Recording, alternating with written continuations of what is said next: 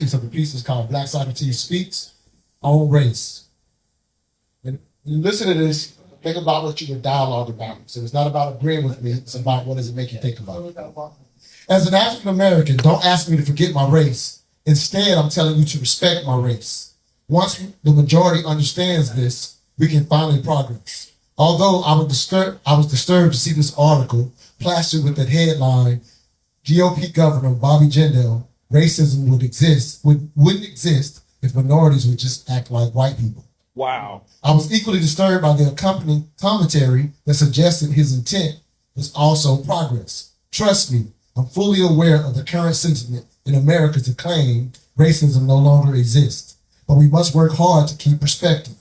This onus should not fall on us as Black people. A failure to distinguish actual racism versus perceived racism hurts our case as well. I think Black people must own the fact that we've cried wolf a few too many times, and now clear and evident cases of racism often go unrecognized. Many whites are so tired of being accused of being racist, they've become unaware of how their backlash against this sentiment is a deeper form of racism that significantly affects our country's ability to come together. People continue to suggest that groups shouldn't label themselves when in fact the failure to recognize and respect those labels in the past plays a significant role in today's progress or lack thereof. Professing that Black and brown communities should just emulate the excellence of other communities is not that simple without recognizing the historical privileges still prevalent in our country. Just as Kwame Ture, formerly Stokely Carmichael, suggested, we must be careful not to confuse the success of a few with the success of the many. If neither side owns their part in this minority victimization and white privilege, we are at serious risk of reversing the progress of the last 50 years. If we continue to dig in for the next 25 years, it will be pretty difficult to navigate race/gender/sexual orientation issues until today's babies finally get it right. I saw a PBS special last year that suggested the upcoming fight will be gray versus brown. The baby boomers coming of age and having to relinquish their property to the future browning of America, increasing minority populace.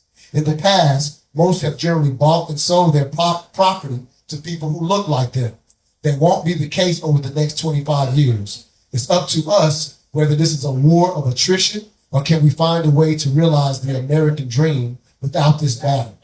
Yes, I want to be judged by my character, but I also want others to recognize the way my heritage and culture affect my character.